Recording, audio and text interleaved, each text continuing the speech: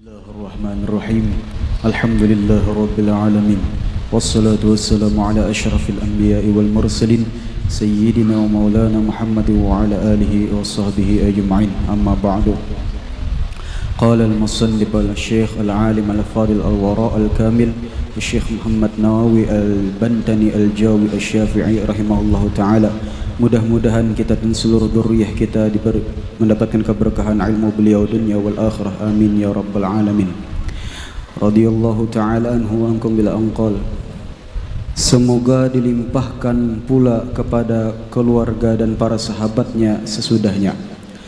Ketahuilah, wahai penuntut ilmu yang memiliki keinginan yang tulus dan kemauan yang besar, jika engkau menuntut ilmu dengan maksud untuk menyaingi dan membanggakan diri serta mengungguli para pelajar lainnya untuk menarik perhatian orang lain, di samping untuk mengumpulkan kesenangan dunia, maka engkau berusaha merobohkan agama dan membinasakan diri engkau, serta menukar akhirat dengan kesenangan dunia.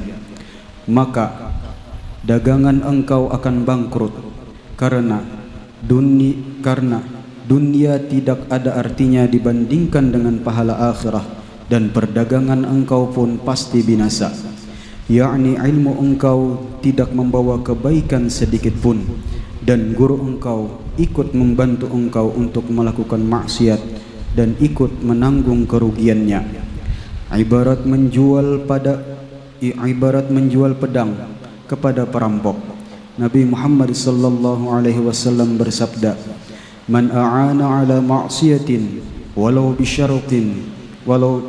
syatri kalimatin kana syarikan lahu fiha." Artinya, barang siapa membantu melakukan sesuatu perbuatan maksiat walaupun dengan sepotong kalimat, maka ia ikut terlibat di dalamnya. Bismillahirrahmanirrahim. Alhamdulillahi rabbil alamin. Wa bihi nasta'inu ala umuri dunya waddin. Wa la hawla wa la quwwata illa billahil aliyyil azim. Allahumma salli wa sallim ala sayyidina Muhammadin. Mattasalatil uyunu bin nazar wa tazakhrafatil araduna bil matar wa hajja hajjun wa'tamar wa labba wa halaga wa nahar wa tafa bil baitil atiq wa gabbala al hajar wa ala alihi wa sahbihi wa sallim fi kulli lahzatin abada adada khalqik wa ridha nafsik wa zinata arshik wa midada kalimatik. Alhamdulillah, kita bersyukur kehadrat Allah subhanahu wa ta'ala atas nikmat yang Allah berikan, karunia yang Allah anugerahkan kepada kita, sehingga malam hari ini, di malam kedua kita di 10 pertama bulan Dzulhijjah, kita dikumpulkan di waktu yang mulia antara maghrib dan isya, yang mana kemuliaan malam 10 pertama bulan Dzulhijjah sebagaimana yang disebutkan oleh Nabi kita Muhammad sallallahu alaihi wasallam, wa lailatun fiha bilailatil qadr, dan malam-malam di 10 pertama dari bulan Dzulhijjah itu kedudukannya, kemuliaannya sama seperti kemuliaan malam Lailatul Qadar.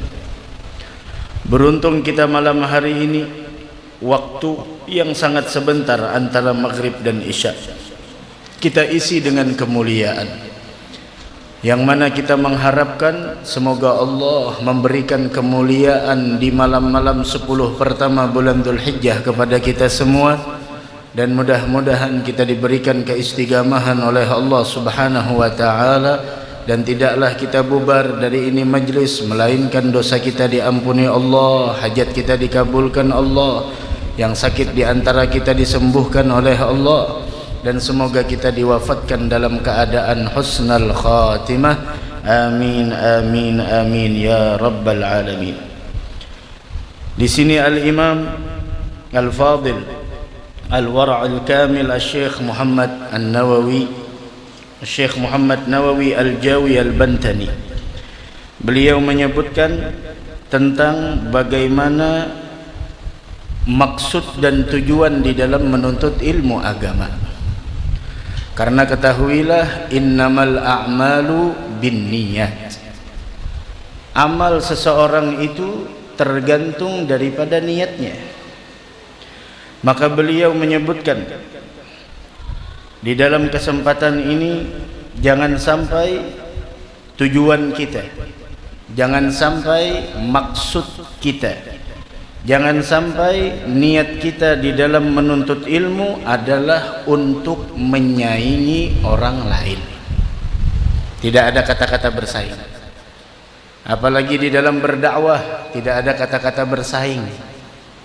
Orang yang menganggap ada persaingan di dalam berdakwah, sungguh dia telah keluar dari jalannya Nabi besar Muhammad bin Abdullah sallallahu wasallam wa baraka alaihi wa ala alihi. Tidak ada persaingan dalam kemuliaan. Tidak ada persaingan di dalam menyebarkan dakwahnya Nabi besar Muhammad sallallahu alaihi wa ala alihi wa sahbihi wasallam. Kadang orang beranggapan, oh dia saingan saya. Tidak ada saingan. Berlomba untuk mendapatkan keridhaan Allah dan keridhaan Rasulullah itu adalah terpuji. Tapi untuk menganggap orang lain sebagai saingan kita, yang pada akhirnya adalah permusuhan, yang pada akhirnya adalah merendahkan satu sama lain, yang pada akhirnya adalah mencari kelemahan orang lain, yang pada akhirnya adalah mencari sisi buruk orang lain, dikarenakan itu adalah kalimatnya saingan saya, ini yang tidak diperkenankan. Semua kita adalah umat yang mendapatkan kebaikan dari Allah Subhanahu wa ta'ala, namun kebaikan tersebut ada syaratnya. Kuntum khaira ummatin ukhrijat linnas ta'muruna bil ma'rufi wa tanhauna 'anil munkar. Kita mendapatkan kebaikan menjadi umat Nabi Muhammad, tapi ada syaratnya. Amar ma'ruf dan nahi munkar. Amar ma'ruf dengan ma'ruf, wa nahi munkar dengan ma'ruf. Amar ma'ruf nahi munkar, maaf, bukan hanya tugas ulama. Amar ma'ruf nahi munkar bukan hanya tugas para pendakwah, tapi amar ma'ruf nahi munkar tugas setiap orang yang merasa menjadi umatnya Nabi besar Muhammad sallallahu alaihi wa ala alihi wa sahbihi wasallam. Wah, di sini nuntut ilmu tidak ada niat-niat selain daripada karena Allah, untuk Allah, dan akan kita sampaikan karena Allah Subhanahu wa ta'ala. Tidak ada untuk membanggakan diri.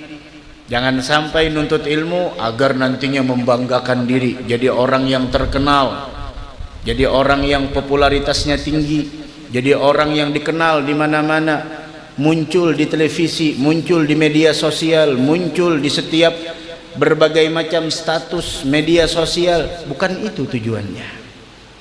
Bukan itu tujuannya. Atau tujuannya lebih fatal lagi, apa? Untuk mengumpulkan kesenangan dunia. Disinilah guru mulia Al-Habib Umar bin Muhammad bin Salim bin Hafidh, semoga beliau panjang umur sehat afiat, beliau mengatakan terjadinya kecacatan dalam sebuah perbuatan itu dikarenakan terjadinya cacatnya sebuah niat dan tujuan. Itu. Makanya sering ulun sampaikan di dalam manasikil hajj atau manasikil umrah, manasik haji atau manasik umrah, yang paling ditekankan pertama-tama adalah niat para mu'tamirin, niat para hujjaj, niat para calon jemaah haji, niat para orang-orang yang ingin melaksanakan umrah, datang ke sana untuk apa? Terjadinya kecacatan dalam sebuah perbuatan itu dikarenakan akibat dari cacatnya sebuah niat dan tujuan. Sampai orang Masya Allah di tanah suci, di tempat yang mulia, di depan Ka'bah Al-Musyarrafah, tidak pakai adab. Ada yang bikin konten melenggak-lenggokkan daripada batang tubuhnya seorang perempuan. Ini tempat suci, tempat mulia, jangan kau kotori dengan memperagakan daripada melenggak-lenggokkan batang tubuhmu di hadapan handphone, kemudian engkau share di media sosial. Sama seperti 10 pertama malam bulan Dzulhijjah. 10 pertama di bulan Dzulhijjah jangan kita kotori dengan kemaksiatan, jangan kita kotori dengan kehinaan, jangan kita kotori dengan sebuah kenistaan, dengan cara kita mengabaikan dari kewajiban, meninggalkan dari perintah, berani melanggar apa yang dilarang oleh Allah Subhanahu wa taala. Jaga kesucian suatu tempat, sama di majelis ilmu. Nah, dari karenanya hati-hati. Nah, jangan sembarang kita berada di tempat mulia, harus jaga. Yang harus muncul dari perilaku kita, sikap kita, tutur kata kita adalah perkara-perkara yang mulia. Mudah-mudahan innamal a'malu niyyat. Hadza syukur. Apalagi untuk mengumpulkan dunia dengan ilmu, la haula wala quwata illa billah. Maka sesungguhnya tujuan tersebut untuk bersaing, membanggakan diri, mengungguli para pelajar lainnya, untuk menarik perhatian orang lain agar nih saya yang paling pintar, nah saya yang paling unggul, saya murid teladan, saya murid saya murid adalah murid yang terbaik. Nah, dari karenanya tuh tidak penting. Memang penting anak kita berprestasi di sekolahnya, tapi alangkah lebih pentingnya lagi ketika anak kita berprestasi di mata Allah dan di sisi Nabi Muhammad sallallahu alaihi wasallam. Prestasi sekolah penting, tapi ingat, tidak kalah penting prestasi di sisi Allah dan di sisi Nabi Muhammad bin Abdullah. Banyak orang yang hanya memprioritaskan mengunggulkan prestasi sekolah, tapi dia tidak memikirkan bagaimana prestasinya di sisi Allah dan di sisi Nabi besar Muhammad bin Abdullah sallallahu wasallam wa baraka alaihi wa ala alihi. Lebih baik anak kita berprestasi di sisi Allah dan di sisi Nabi Muhammad bin Abdullah ketimbang anak kita dapat prestasi di sekolah tapi dia hina di sisi Allah, hina di sisi Nabi Muhammad sallallahu alaihi wasallam. Ini yang sudah hampir punah di akhir zaman. Orang tua sudah tidak memikirkan lagi bagaimana kedudukan anaknya, bagaimana prestasi anaknya di mata Allah dan di mata agama. Yang hanya dia pikirkan prestasi sekolah. Memang penting, tapi tidak kalah penting. Lebih penting lagi prestasi agama, prestasi akhirat. Itu lebih penting dari segala-galanya. Apakan lagi kalau bisa menggabung antara dua tersebut, prestasi sekolah dia dapatkan dan prestasi akhirat dia pun juga mendapatkannya. Mudah-mudahan anak kita jadi anak yang soleh dan solehah. Amin ya rabbal alamin. Nah, orang yang semacam ini niatnya adalah sama berarti dia itu merobohkan agamanya sendiri, dan dia, kata beliau, sama membinasakan dirinya sendiri, serta yang lebih fatalnya menukar akhirat dengan kesenangan dunia. Padahal kesenangan dunia sebentar, kesenangan akhirat sifatnya selamanya. Masa iya kita lebih menukar sesuatu yang sementara dengan sesuatu menukar sesuatu yang selamanya dengan kita mencicipi sesuatu yang hanya sifatnya sebentar. Afahasibtum annama khalaqnakum abatsan wa annakum ilaina la turja'un. Itu ayat menjelaskan tentang bahwasanya waktu dunia sangat sebentar, semuanya bakal berakhir. Kalau kita sabar dengan waktu yang sangat sebentar, kita bakal mendapatkan keberuntungan. Keberuntungan yang tidak akan pernah rugi selama-lamanya. Nih, binasa kita. Walal akhiratu khairul laka minal. Maka dagangan engkau akan bangkrut. Setiap perdagangan sifatnya duniawi, semuanya kalau kita tidak sertakan ketakwaan di dalamnya, maka kita tidak akan pernah mendapatkan sebuah keuntungan. La ilaha, karena dunia tidak ada artinya dibandingkan akhirah. Di dalam Al-Qur'an, qul ma indallahi khairun minal lahwi wa minat tijarah wallahu khairur raziqin.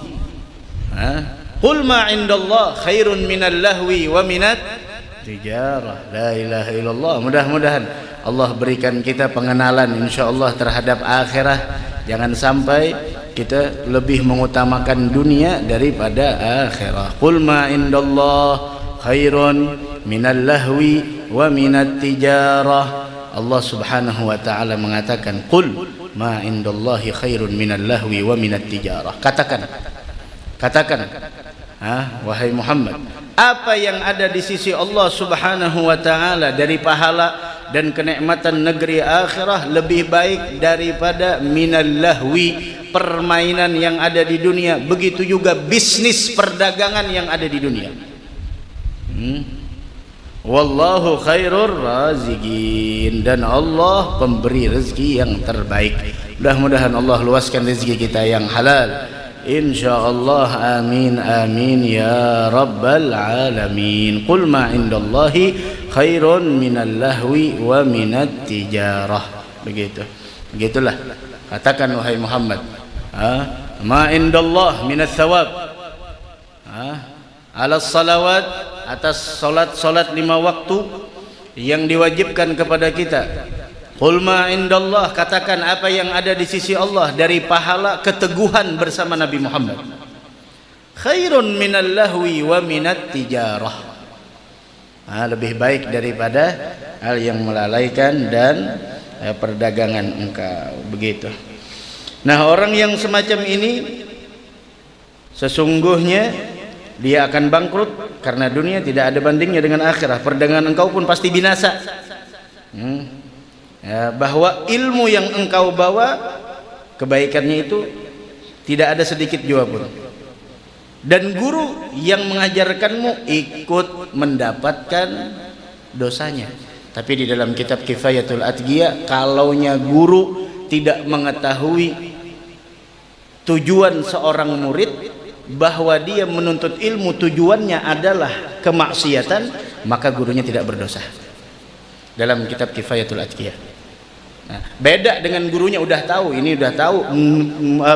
muridnya nuntut ilmu niatnya tidak benar, maka jangan diajarkan. Kenapa? Karena al-i'anatu ala maksiatin maksiyatun. Menolong orang dalam kemaksiatan itu juga nilainya sama seperti berbuat maksiat. Wal i'anatu 'ala ta'ah ta'atun, dan menolong orang berbuat ketaatan nilainya adalah ketaatan. Jadi guru dalam kitab Kifayatul Atqiya, ketika dia tidak mengetahui, karena niat ini kan urusan hati, dan urusan hati la ya'lamuha illallah, tidak ada yang tahu kecuali Allah. Sedalam apapun lautan masih bisa diukur, tapi hati manusia siapa yang tahu?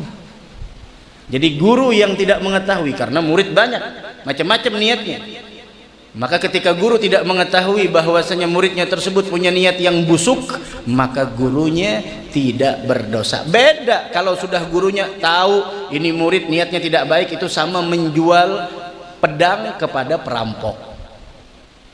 Bukan pedang dijual kepada tukang jagal, tukang jagal sapi, penyembelih sapi, pahala jadinya. Hadal Imamul Haddad, ada diceritakan al-Imamul Haddad, seorang wali besar, ada seorang anak kecil yang sedikit tidak memahami, anak kecil yang ya IQ-nya di bawah rata-rata lah, bisa dikatakan ablah, orangnya tidak pintar. Ayahnya tukang jagal, bilang ayahnya, ya waladi ada sikin ihmilha ila al-Haddad, ini pisau bawa ke Al-Haddad. Ini anak mendengar Al-Haddad, khalas. Maksud ayahnya Haddad ini adalah tukang pandai besi, Haddad. Ini anak mendengar Haddad langsung ke rumah seorang wali besar. Imam, ini ayah saya nitip, tolong ditajamkan nih pisaunya. Insyaallah ini kayak apa kita bisa anak kayak gini, ya Allah. Kita nyuruh ini pisau taruh ke Haddad. Haddad di pasar, tukang pandai besi. Oh, ini anak datang ke wali besar. Assalamualaikum Habib, Saliman, ini ayah saya minta tolong tajamkan nih pisau untuk nyembelih sapi, kambing, unta. Imam Haddad tahu ayahnya tidak memerintahkan ke beliau, tapi Imam Haddad bilang, insya Allah 2 hari datang ke sini, ambil semuanya jahis, siap. Datang anaknya, gimana? Udah diantar ke Haddad? Naam, sudah wahai abah. Ya khair. Terus apa kata Haddad? Bilangnya 2 hari selesai. Ya khair. Udah 2 hari, hari yang sudah dijanjikan datang ke Imam Haddad. Gimana Beb? Udah selesai pedangnya, pisaunya? Naam, sudah selesai. Nih silahkan ambil. Syuf tawaduknya orang lain, tawaduknya mereka. Idza zada jahuh zada tawadhu'uh. Semakin tinggi pangkatnya semakin tawadhu'. Kata Imam Haddad, nih silahkan ambil. Anaknya nih, ayah saya buat upah menajamkan pedang. Ya Allah, seorang wali diupah. Diupah. Tuh mau ngundang ulama, ngundang habib, ngundang ustaz, diperbaiki sedikit kata-kata. Guru, lu hendak menyewa pian berapa kira-kira? Menyewa. Menjalal wajar disewa. Malam Ahad semalam disewa orang, ada job. Wajar, sewa. Beda level. Berapa sewaannya gitu. Sewa. Kemen PS saja lagi, ya Allah. 1 jam berapa? Sewanya berapa? Diperbaiki. Ustaz Jalal, tolong sholat hajat, hajin, insyaallah. Udah. Kan usah betakun, berapa sewanya? Menyewa. Tuh nggak ada mengeridit. Bayar 2 kali 3 kali mengeridit sedikit. Maka dari karenanya kalau tidak tahu tanya. Hadzal Imam Al-Haddad, khalas, beliau ambil. Kata beliau, ini pedangnya, ini upahnya, kembalikan kepada ayahnya. Bilang hari ini tidak bayar, gratis. Anaknya polos. Terima kasih Habib. Masya Allah, gratis. Jazakallah khair, terima kasih. Datang. Abah nih pisaunya udah selesai. Bilang, ini upahnya. Beliau tidak mau ngambil. Ayahnya udah mulai curiga. Pandai besi mana yang tidak mau ngambil upah? Tadi bilangnya gratis. Hari ini gratis, tahun ini gratis. Najamin pedang gratis. Emang ente orang naruhnya di mana? Ngantar pisaunya kemana? Hawi kampung Imam Haddad. Hawi. Habib Abdullah Al-Haddad, la haula wala quwata illa billah. Ya waladi, ini Haddad, samping rumah kita ada pasar pandai besi banyak di sana. Kenapa dibawa ke Imam Haddad, seorang wali besar? La haula wala quwata illa billah. Ayahnya, ya Allah, musibah, la haula wala. Langsung ayahnya datang ke rumah Imam Haddad, minta maaf, ma'dzur, minta agar di sana dimaafkan karena anaknya memang orang tidak mengerti hal yang semacam itu. Kata Imam Haddad dengan lapang dada, dengan ikhlas, dengan ridha mengatakan, kata beliau, labas, tidak apa-apa. Udah, la tatahammal. Jangan engkau terbebani dengan itu. Santai aja, udah ambil upahnya. Ya, tahun ini alhamdulillah saya ikut serta dapat pahala ketika engkau menyembelih hewan kurban. Khalas.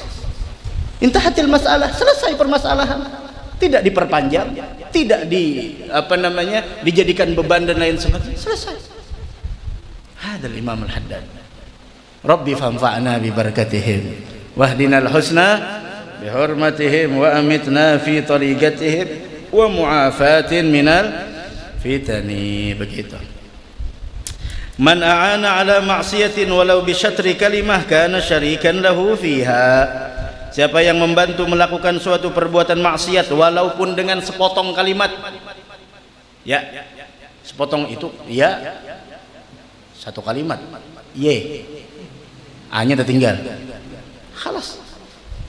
Apakan lagi siapa orang yang ikut andil dalam membunuh orang muslim tanpa hak, walau bisyatri kalimah, walaupun dengan sepotong kalimat, maka besok di hari kiamat datang menghadap kepada Allah, maktub ala jabhatih, tertulis di atas dahinya, ayis min rahmatillah, orang ini telah putus dari rahmat Allah. Hati-hati, jangan ikut-ikutan menumpah darah orang lain tanpa hak. Begitu. Ayo, sepotong kalimat maka ia ikut terlibat di dalamnya. Sama kebalikannya, kalau kita membantu kebaikan, kita bakal dapat kebaikan tersebut. Nah, bismillah, baca lagi setelahnya. Bismillahirrahmanirrahim. Dalam sebuah hadis disebutkan, talabul ilmi faridatun ala kulli muslimin wa wadi'ul ilmi inda ghairi ahlihi kamukallidil khanaziril jawahira wal jawahira wal lu'lu'a wal dhahaba. Artinya, menuntut ilmu adalah wajib atas setiap muslim. Ilmu apa? Ilmu apa? Ilmu fikih, Ilmu agama. ya. Kemudian wajibnya itu ada wajib kifayah dan ada wajib ain. Wajib ain adalah setiap ibadah yang wajib setiap muslim untuk melakukannya, maka menuntut ilmunya pun adalah hukumnya wajib, begitu. Ayo. Terus Dalam meletakkan ilmu pada orang yang bukan ahlinya, seperti orang yang mengalungkan permata, mutiara dan emas kepada babi, yakni orang yang meletakkan ilmu di luar tempatnya adalah zalim. zalim, karena yang dimaksud dengan zalim wad'u syai'i fi ghairi mahallih, meletakkan sesuatu bukan pada tempatnya, itu zalim. Ada zalim. Itu orang yang memberikan ilmu kepada orang yang bukan ahlinya, sama mengalungkan permata mutiara, begitu juga emas kepada babi. Oh, babi dikalungkan permata emas, salah. Ilmu mulia, jangan diberikan. Dari karenanya nuntut ilmu itu kemuliaan. Saking mulianya para penuntut ilmu, mereka berjalan keluar dari rumahnya, maaf, bukan karpet merah lagi yang mereka injak, tapi sayapnya para malaikat. Tapi sayapnya para malaikat. Saking senangnya tuh malaikat lihat orang yang penuntut ilmu, sampai Nabi Muhammad bilang, apabila kalian ingin melihat orang yang dibebaskan dari siksa api neraka, lihatlah wajah para penuntut ilmu. Itu wajah orang yang dibebaskan dari siksa api neraka. Mudah-mudahan kita dibebaskan dari siksa api neraka. Amin ya rabbal alamin. Ayo. Maka orang alim harus bersikap sebagai pemberi nasihat dalam semua urusan. Ia harus memperlakukan semua orang sesuai dengan keadaannya, seperti dokter yang mengobati orang yang sakit sesuai dengan penyakitnya. Ayo, ada spesialis. Spesialis dalam, jantung, begunting kayak itu juga. Ada mau ke tukang iwak begunting, cancangnya. Apa mengantuk aja lah? Masya Allah, mengantuk, sudah libur malam ahad semalam ngantuk lagi. Haula wala quwata illa billah. Tuh, kada mau sesuai tempatnya masing-masing. Kada kawa, ini ahlinya ini ahlinya ini, gitu. Kada kawa. Ulun disuruh orang belelang, kada bisa ulun.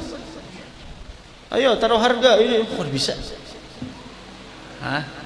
Ada kawa. Dokter pun ada spesialisnya, spesialis mata, spesialis THT, kemudian spesialis jantung, penyakit dalam, macam-macam spesialisnya. Datang ke spesialisnya masing-masing. Begitu. Ayo baca setelahnya.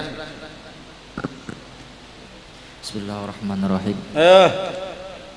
Diriwayatkan dari Ma'ruf Al-Karhi bahwa ketika Abu Yusuf, sahabat Abu Hanifah, meninggal dunia, tidak ada seorang pun yang menghadiri jenazahnya karena ia pernah ikut dalam urusan raja. Karena mau raja itu raja, masya Allah.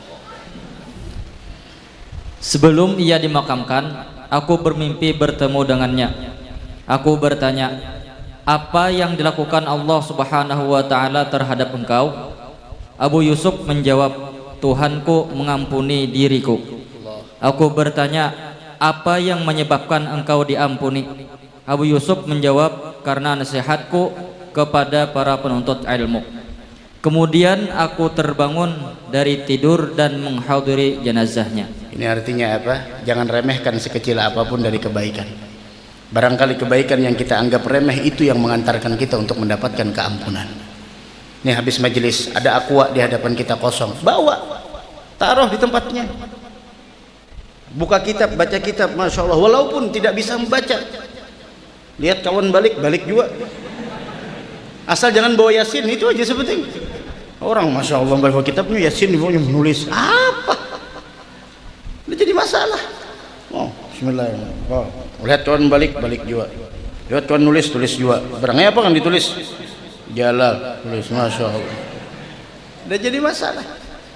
Jangan remehkan sekecil apapun daripada ketaatan. Barangkali itu yang mengantarkan kita untuk mendapatkan keampunan. Sebaliknya, jangan remehkan sekecil apapun kemaksiatan. Barangkali itu yang akan menjerumuskan kita ke dalam lembah kehinaan, yaitu api neraka. Baca kitab, berapa banyak orang yang mendengar live streaming, yang hadir di sini berapa ribu, yang live streaming berapa ribu orang mendengar dengan berkah antum baca kitab. Jangan remehkan. Berapa banyak orang yang bermanfaat, posting pengajian besok malam Guru Farhani, posting pengajian, hadir kita di sini. Berapa banyak orang yang mengetahui akan info tersebut sehingga dia datang. Tidak tahu kebaikan mana yang mengantarkan kita dalam sebuah ampunan, begitu. Ayo. Jika niat dan tujuan engkau dalam menuntut ilmu hanya untuk mendapatkan hidayah dari Allah Subhanahu wa taala, atau untuk menghilangkan kebodohan diri engkau dan dari diri seluruh orang yang bodoh, atau menghidupkan dan mengekalkan agama Islam, serta untuk mencapai negeri akhirah dan untuk memperoleh keridhaan Allah Subhanahu wa taala, di samping mensyukuri nikmat akal dan kesehatan badan, bukan hanya sekedar meriwayatkan dan mengutip dari ulama, maka bergembiralah. Absyir, gembiralah. Kenapa jadi harus bergembiralah? Baca setelahnya. Karena para malaikat akan ridho dan apa yang engkau tuntut, dan ulang. Maka bergembiralah karena para malaikat akan ridho dengan apa yang engkau tuntut, dan mereka akan membentengkan sayap-sayapnya. Kayak apa? Membentengkan, pikirkan sorangan membentengkan itu kayak apa? Dan mereka akan membentangkan sayap-sayapnya sebagai hamparan bagi para penuntut ilmu. Itu Jaka Jalal bacanya membentengkan, membuntingkan. Apaan kon? Kumbang lawan kambing itu bilang sama. Kembang, kumbang, kambing, kirakan seorang. Aduh, job banyak kawan. Tawa dia baik, musuh harat. Ayo, Ikan-ikan. Apa tadi? Mereka akan membentangkan sayap-sayapnya sebagai hamparan bagi para penuntut ilmu. Tahu apa maksud arti membentangkan sayap-sayapnya? Apa artinya? Menghamparkan. Tahu menghamparkan maksudnya? Maksudnya yang dimaksud dari membentangkan sayapnya itu apa? Maksudnya kinayahnya apa? Artinya yang tersirat dari itu, yang tersuratnya membentangkan, yang tersiratnya apa? Memintakan ampun. Masya Allah. Ada disebutkan di dalam kitab Kifayatul Atqiya, yang dimaksud dengan bastul ajnihah, yaitu membentangkan sayap, yaitu adalah yang pertama maknanya, yaitu bahwasanya ikraman li tullabil ilm, memuliakan para penuntut ilmu. Itu yang pertama. Dan yang kedua maknanya adalah bisa jadi mereka itu al-imsak anit tiran, mereka tidak terbang para malaikat, tapi jangan digambarkan seperti burung terbang mereka, namun sayap mereka meliputi kepada seluruh penuntut ilmu pada saat ini, semata-mata mengagungkan apa yang mereka lakukan. Semuanya itu ridwan bima yasna, karena ridha dengan perbuatan mereka. Ayo baca lagi. Ikan-ikan di laut pun akan memohonkan ampunan bagi orang-orang yang berjalan menuju orang alim atau guru untuk belajar ilmu. Ya Allah, untungnya kita. Berapa nama iwak? Siapa yang hafal nama iwak? Ayo Jalal, sebutkan nama iwak. Unjuk mic-nya. Sebutkan nama iwak yang ada di laut. 1. Hiu. Hiu. Dari yang paling besar hiu. 2. Cepati Jalal. Tongkol. Terus 3. Kepiting itu iwak lah. Iwak juga. Berang aja sudah, bismillah. Apa lagi? Cumi. Nah, terus pari. Terus Undang. terus iwak yang paling tuha adalah iwak paling tuha. Tahu apa iwak yang paling tuha? Kurang tuha. Apa Jar? Hah? Iwak yang paling tuha apa? Sambat. Apa? Kura-kura. Apa aja kura-kura? Iwak yang paling tuha itu adalah undang, karenanya bungkuk. Terus apa lagi? Masa kura-kura iwak? Ikan makan kura-kura kah? Jalal mencari hual. Apa lagi Jalal? Nama iwak? Iwak patin. Patin. Masya Allah, patin. Apa lagi? Bawal. Terus Walut.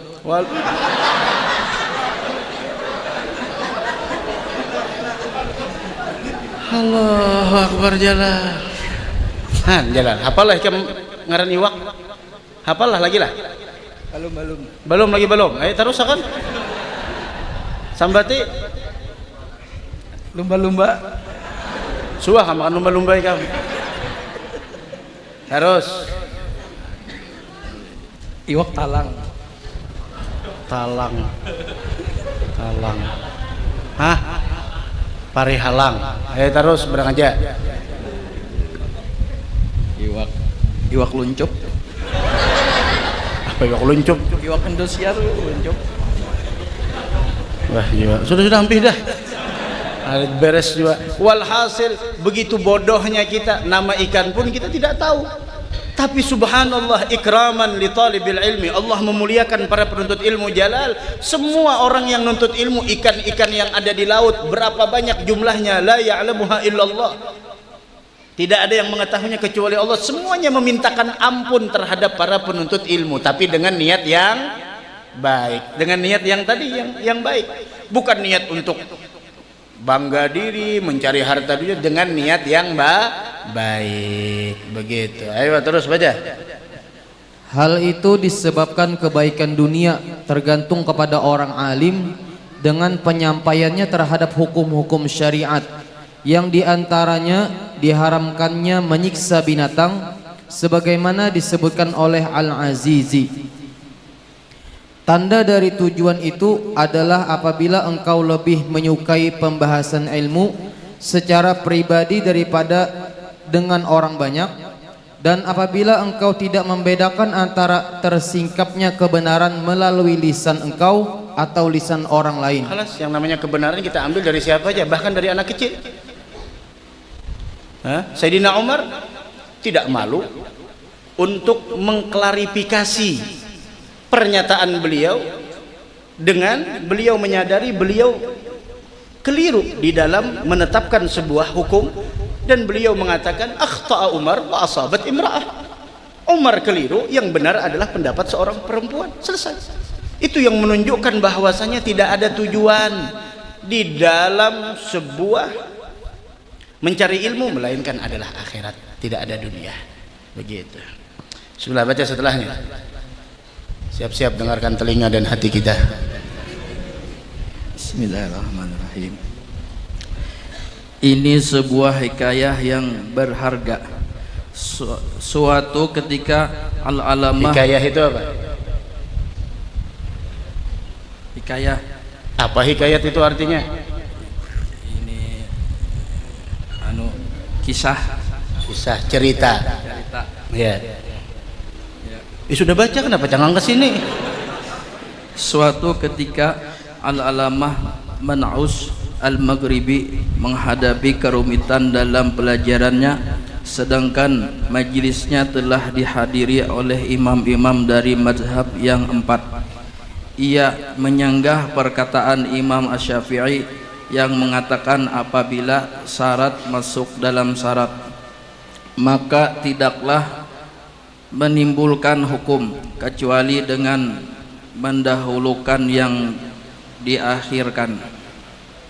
Ajan.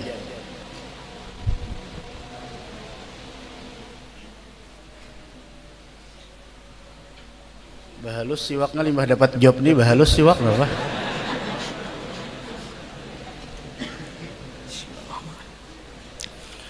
Allahu Akbar, Allahu Akbar, Allahu Akbar, Allahu Akbar.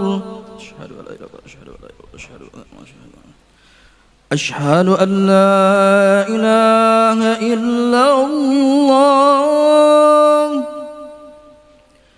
Asyhadu an la ilaha illallah. Asyhadu anna Muhammadar Rasulullah.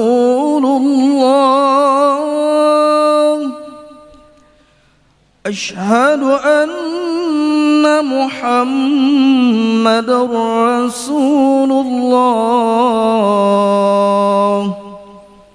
Hayya 'alas salah, hayya 'alas salah, hayya 'alal falah, hayya 'alal falah. Allahu akbar, Allahu akbar, la ilaha illallah. La ilaha illallah. Alhamdulillah rabbil alamin. Allahumma salli wa sallim ala sayyidina maulana Muhammadin wa ala alihi wa sahbihi ajma'in. اللهم رب هذه الدعوة التامة والصلاة القائمة هات سيدنا محمدا الوسيلة والفضيلة والشرف والدرجة العالية الرافعة وابعث المقام محمود الذي وعدته يا أرحم الراحمين. رب اغفر لي ولوالدي، رب اغفر لي ولوالدي، رب اغفر لي ولوالدي، رب اغفر لي ولوالدي، رب اغفر لي ولوالدي وارحمهما كما ربياني صغيرا. اللهم إنا نسألك العفو والعافية والمعافاة الدائمة في الدين والدنيا والآخرة. Terus misalnya jika engkau berkata kepada istri engkau, wahai istriku, jika engkau masuk rumah maka engkau tertalak. Menurutnya tidaklah jatuh talak kecuali apabila ia masuk. Maka syekh itu berkata, kami tidak melihat adanya dalil bagi perkataan itu dalam bahasa Arab. ini namanya talak yang disyaratkan. Apabila kamu masuk rumah kamu jatuh talak. Nah, maka Syekh Man'us menganggap itu tidak ada dalilnya, sedangkan Al-Imam Syafi'i mengatakan jika masuk rumah maka jatuhlah hukumnya talak. Jangan permainkan kata-kata talak lah.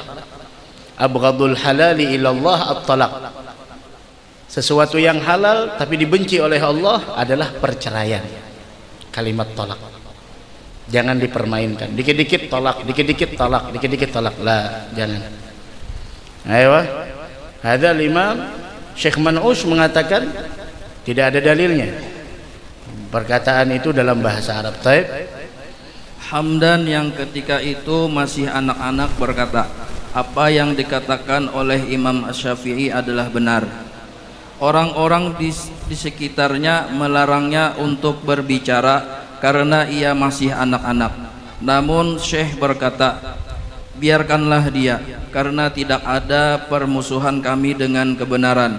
Syekh itu siapa yang maksudnya Syekh? Namun Syekh berkata, Syekh itu siapa? Syekh Man'us. Syekh Man'us. Ayo, Syekh Man'us yang mengatakan itu. Biarkan, kata beliau. Kenapa jadi biarkan? Karena baca, karena Karena ia masih anak-anak. Lain, kenapa ke situ? Biarkan dia bicara karena tidak ada permusuhan kami dengan kebenaran meskipun berasal dari anak kecil. Coba lihat berasihnya hati orang. Ya Allah, hai. Nyamannya berasih hati. Ini guru-guru kita nih, guru Farhani ini, guru-guru yang berat ini. Berasihnya hati. Ulun apa? Kananakan. Tapi si dinang tuha mau membawa kitab. Ulun ada membaca dalam suatu yang diriwayatkan bahwasanya Nabi Musa pernah bertanya kepada Allah, "Man ahabbun nasi ilaik?" Siapa orang yang paling kau cintai wahai Allah? Allah mengatakan, "Aliman yata'allamu ilma." Orang yang sudah punya ilmu tapi masih mau belajar, itu orang yang paling dicintai Allah. Ini lihat nih guru-guru kita nih beratan di sini. Sidin bisi ilmu, ulun apa? Nih buahnya nih, bisi ilmu. Apalagi nang sahibul job. Ada ilmunya luar biasa. Tapi masih mau belajar. Begitulah ilmu, semakin banyak ilmu yang didapat, semakin kita merasa kurang nih. Ini guru Farhani ini, guru-guru kita nih. Mau ulun apa? Ulunnya sekedar membacakan aja. Tapi mau belajar tuh mau. Ini yang luar biasa. Kebenaran itu bukan hanya diucapkan, tapi kebenaran itu juga bisa kita dapatkan dengan sebuah perilaku dan keadaan. Ulun yang pada saat ini berbicara, mungkin bisakah seperti contoh guru Farhani? Mau hadir dan sebagainya. Tawadhu. Begitulah ilmu. Seperti mana air tidak akan pernah tergenang di dataran yang tinggi, begitu juga ilmu tidak akan pernah didapatkan oleh orang yang mempunyai sifat sombong dan angkuh. Dan guru-guru kita berataan panjang umur, sehat afiah. Karena tidak ada permusuhan dalam kebenaran. Sebenarnya tidak ada permusuhan. Wah, kita di akhir zaman banyak madrasah-madrasah, pondok-pondok dan lain sebagainya. Tidak ada kata-kata saingan, apalagi beda di dalam hukum yang sifatnya far'iyah, bukan prinsip. Ini berpendapat boleh, ini berpendapat tidak boleh. Yang tidak boleh hargai yang boleh. Yang boleh menghargai yang tidak boleh. Semuanya punya pegangan masing-masing. Ketika kita dewasa dalam menghadapi sebuah perbedaan, maka tidak akan pernah timbul permusuhan. Yang ada adalah yaitu keindahan di dalam persaudaraan. Begitu. Ayo. Termasuk khususan kami adalah menerima kekhususan kami adalah menerima kebenaran. Maksud kekhususan itu apa? Khusus. Iya, apa maksudnya khusus? Pribadi. Dari siapa?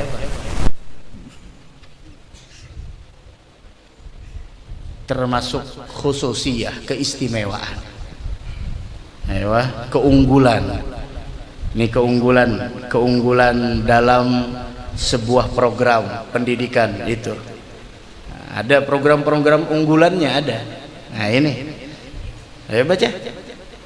Walaupun ia berasal dari anak kecil, dan anak kecil boleh menyanggah orang dewasa dalam hal kebenaran. Boleh aja nih kenanakan yang di sini. Seandainya tahu dengan kebenaran, silahkan. Kalau nya tahu dengan kebenaran, kenapa kita meremehkan anak kecil? Jangan kita remehkan. Ayo.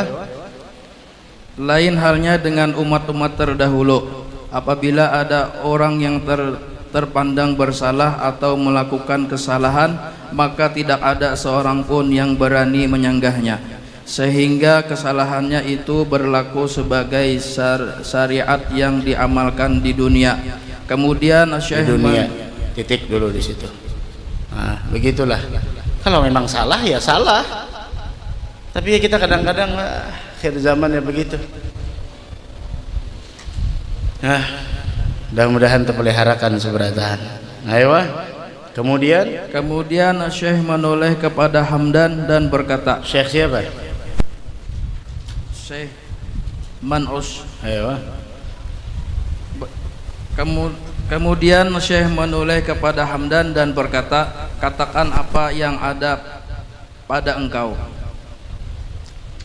Anak itu Hamdan menjawab, apa pendapat engkau tentang perkataan penyair dalam Bahar Al-Basit ini? Mereka minta tolong kepada kami jika mereka takut, niscaya mereka mendapatkan dari kami tempat-tempat kemuliaan yang dihiasi kemuliaan. Permintaan tolong itu dibutuhkan setelah timbul rasa takut, tidak sebelumnya. Dan apa yang dikatakan Asy-Syafi'i adalah benar. Hal itu dibuktikan dalam bahasa Arab. Asy-Syaikh tersenyum dan senang dengan jawaban itu.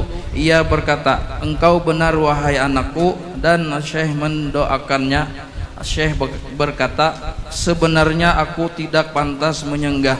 Hanya saja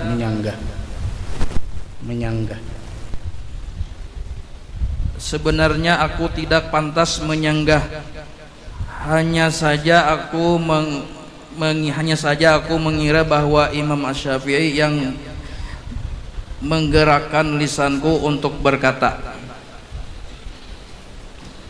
Betapa indahnya perkataan penyair dalam Bahar Tawil. Banyak anak kecil yang mendapat perhatian dari Allah Subhanahu wa taala sehingga orang-orang tua memerlukannya. Tuh. Jangan remehkan apa yang disampaikan oleh anak kecil. Karena mereka dapat perhatian khusus dari Allah Subhanahu wa taala.